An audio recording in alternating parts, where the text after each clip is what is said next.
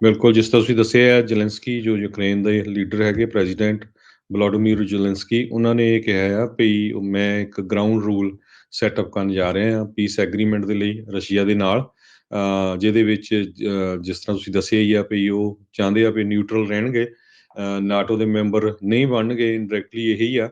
ਪਰ ਪੁਟਿਨ ਜਿਸ ਤਰ੍ਹਾਂ ਕਲੇਮ ਕਰ ਰਿਹਾ ਵੀ ਮੈਂ ਡੀ-ਨਾਜ਼ੀਫਾਈ ਕਰਨਾ ਯੂਕਰੇਨ ਨੂੰ। ਤੇ ਉਹ ਕਹਿੰਦੇ ਵੀ ਸਾਡੇ ਨਾਜ਼ੀ ਵਾਲੀ ਤਾਂ ਕੋਈ ਗੱਲਬਾਤ ਨਹੀਂ ਹੈ, ਤੇ ਨਾ ਹੀ ਜਿਹੜੀਆਂ ਜਿੰਨੀਆਂ ਪਿੱਛੇ ਮੀਟਿੰਗਾਂ ਹੋਈਆਂ ਉਹਨਾਂ ਦੇ ਵਿੱਚ ਇਹ ਕੋਈ ਗੱਲਬਾਤ ਹੋਈ ਹੈਗੀ ਆ।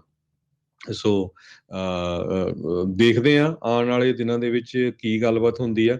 ਪਰ ਨੁਕਸਾਨ ਯੂਕਰੇਨ ਦਾ ਵੀ ਹੁਣ ਤੱਕ ਬਹੁਤ ਹੋ ਚੁੱਕਾ ਆ, ਤੇ ਰਸ਼ੀਆ ਵੀ ਫਾਈਨੈਂਸ਼ੀਅਲੀ ਬਹੁਤ ਜ਼ਿਆਦਾ ਹਿੱਟ ਹੋਇਆ। ਯੂਕਰੇਨ ਦੇ ਆਫੀਸ਼ੀਅਲਸ ਨੇ ਇਹ ਕੰਪੇਅਰ ਕੀਤਾ ਰਸ਼ੀਆ ਦੀ ਜਿਹੜੀ ਵਾਰਮਿੰਗ ਹੋਈ ਆ ਖਾਰਕੀਵ ਦੇ ਵਿੱਚ, ਸੈਕੰਡ ਲਾਰਜੈਸਟ ਸਿਟੀ ਆ।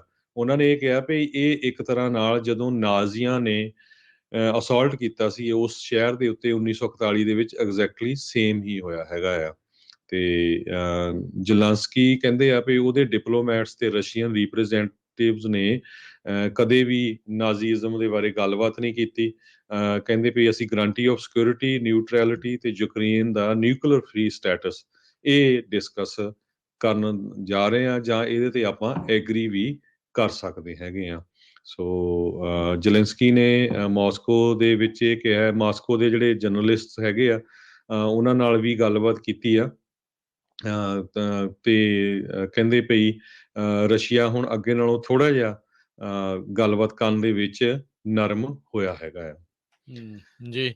ਉਧਰ ਜਿਹੜੀ ਯੂਕਰੇਨ ਦੀ ਫਾਈਨੈਂਸ ਮਿਨਿਸਟਰ ਜਿਹੜੇ ਹੈਗੇ ਆ, ਉਹਨਾਂ ਨੇ ਕਿਹਾ ਵੀ ਉਹਨਾਂ ਦੀ ਸਰਕਾਰ ਕਿਸੇ ਵੀ ਤਰੀਕੇ ਦੀ ਟੈਰੀਟੋਰੀਅਲ ਲੌਸਿਸ, ਯਾਨੀ ਕਿ ਜ਼ਮੀਨ ਉਹਨਾਂ ਦੇ ਹੱਥੋਂ ਖਿਸਕ ਜਾਵੇ, ਚਾਹੇ ਉਹ ਡੋਨਬਾਸ ਦਾ ਇਲਾਕਾ ਆ, ਮੈਰੀਪੋਲ ਦਾ ਇਲਾਕਾ ਜਾਂ ਕੋਈ ਵੀ ਇਲਾਕਾ ਆ, ਉਸ ਦੇ ਲਈ ਤਿਆਰ ਨਹੀਂ ਹੈ। ਕਹਿੰਦੇ ਵੀ ਅਸੀਂ ਉਸ ਚੀਜ਼ ਦੇ ਉਲਟ ਹੈਗੇ ਆ, ਤੇ ਚਾਹੇ ਉਹ ਰੂਸ ਦੇ ਨਾਲ ਸੰਧੀ ਕਰਦੇ ਆ, ਸਮਝੌਤਾ ਕਰਦੇ ਆ, ਗੱਲਬਾਤ ਕਰਦੇ ਆ, ਪਰ ਉਹ ਆਪਣੇ ਇਲਾਕੇ ਦਾ ਇੱਕ ਵੀ ਇੰਚ ਤਿਆਗਣ ਨੂੰ, ਛੱਡਣ ਨੂੰ ਤਿਆਰ ਨਹੀਂ ਨੇ।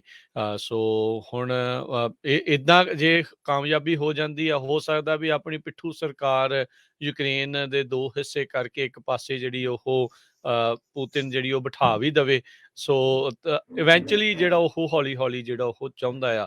ਸੋ ਪ੍ਰੋਪੋਗੰਡਾ ਕਹਿੰਦੇ ਰੂਸ ਦੇ ਟੀਵੀਜ਼ ਦੇ ਉੱਤੇ ਇਹ ਚੱਲ ਰਿਹਾ ਆ, ਪੁਰਾਣਾ ਜਿਹੜਾ ਆ ਪੁਰਾਣੇ ਕਈ ਦਹਾਕੇ ਪਹਿਲੋਂ ਦਾ ਪ੍ਰੋਪੋਗੰਡਾ ਦੁਬਾਰਾ ਆ ਰਿਹਾ ਆ ਵੀ ਯੂਕਰੇਨ ਰੂਸ ਦਾ ਹੀ ਇੱਕ ਹਿੱਸਾ ਹੈਗਾ ਆ, ਉਹ ਸਾਡੇ ਨਾਲ ਹੀ ਨੇ ਤੇ ਅਸੀਂ ਉਹਨਾਂ ਨੂੰ ਮਿਲਾ ਕੇ ਹੀ ਰਵਾਂਗੇ। ਸੋ ਇਹ ਚੀਜ਼ਾਂ ਜਿਹੜੀਆਂ ਮੁੜ ਦੁਬਾਰਾ ਉੱਭਰ ਕੇ ਆ ਰਹੀਆਂ ਆ। ਸੋ ਇੰਟੈਂਸੀਫਿਕੇਸ਼ਨ ਯੁੱਧ ਨੂੰ ਲੈ ਕੇ ਦੀ ਛੱਡ ਕੇ ਉਹ ਤਾਂ ਜਿਹੜੀ ਚੱਲ ਹੀ ਰਿਹਾ ਹੈਗਾ ਆ, ਉਹ ਨੁਕਸਾਨ ਤਾਂ ਜਿਹੜਾ ਹੋ ਹੀ ਰਿਹਾ ਆ, ਪਰ ਹੁਣ ਨੈਗੋਸੀਏਸ਼ਨ ਦੇ ਉੱਤੇ ਜ਼ੋਰ ਜਿਹੜਾ ਉਹ ਚੱਲ ਰਿਹਾ। ਜ਼ੇਲੈਂਸਕੀ ਵੀ ਦੇਖ ਰਿਹਾ ਆ ਵੀ ਹੁਣ ਗੱਲਬਾਤ ਕੀਤੇ ਬਗੈਰ, ਟੇਬਲ ਤੇ ਗੱਲਬਾਤ ਕੀਤੇ ਬਗੈਰ ਇਸ ਦਾ ਕੋਈ ਹੱਲ ਨਿਕਲਦਾ ਨਹੀਂ ਨਜ਼ਰ ਆ ਰਿਹਾ, ਕਿਉਂਕਿ ਤਕਰੀਬਨ ਸਾਰੀਆਂ ਪਾਰਲੀਮੈਂਟਾਂ ਦੇ ਵਿੱਚ ਉਹ ਬੋਲ ਚੁੱਕਾ ਆ। ਹਰ ਇੱਕ ਨੂੰ ਉਹ ਕਹਿ ਚੁੱਕਾ ਆ ਵੀ ਨੋ ਫਲਾਈ ਜ਼ੋਨ ਲਾ ਦਿਓ, ਹਥਿਆਰ ਦੇ ਦਿਓ। ਜਿੰਨੀ ਕੁ ਮਦਦ ਜਿਹੜੇ ਕੋਈ ਮੁਲਕ ਕਰ ਰਹੇ ਆ, ਉਹ ਥੋੜ੍ਹੀ ਬਹੁਤੀ ਸਹਿੰਦੀ ਸਹਿੰਦੀ ਜਿਹੜੀ ਉਸਦੀ ਉਹ ਕਰੀ ਜਾ ਰਹੇ ਆ। ਪਰ ਯੂਕਰੇਨ ਰੂਸ ਦੇ ਮੋਹਰੇ ਮਿਲਟਰੀ ਪਾਵਰ ਦੇ ਮੁਕਾਬਲੇ ਅਜੇ ਬਹੁਤ ਹੀ ਨਿਮਾਣਾ ਜਿਹਾ ਤੇ ਛੋਟਾ ਜਿਹਾ ਹੈਗਾ। ਸੋ ਆਈ ਥਿੰਕ ਉਹ ਇਹੀ ਸੋਚ ਰਿਹਾ ਵੀ ਹੁਣ ਭਾਈ ਸ਼ਾਂਤੀ ਆਉਣੀ ਚਾਹੀਦੀ ਆ।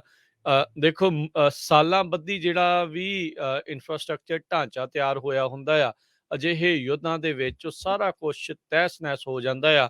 ਅਗਲੇ ਕਈ ਸਾਲ, ਦਹਾਕਿਆਂ ਬੱਧੀ ਜਿਹੜੇ ਉਹ ਲੱਗ ਜਾਂਦੇ ਆ ਮੁੜ ਉਸ ਸਥਿਤੀ ਦੇ ਵਿੱਚ ਦੁਬਾਰਾ ਆਉਣ ਦੇ ਲਈ। ਸੋ ਇਹ ਹੁਣ ਦੇਖੋ ਕਿੱਥੇ ਜਾ ਕੇ ਜਿਹੜੀ ਆ ਇਹ ਨਤਾਰਾ ਉਹ ਹੁੰਦਾ ਹੈ।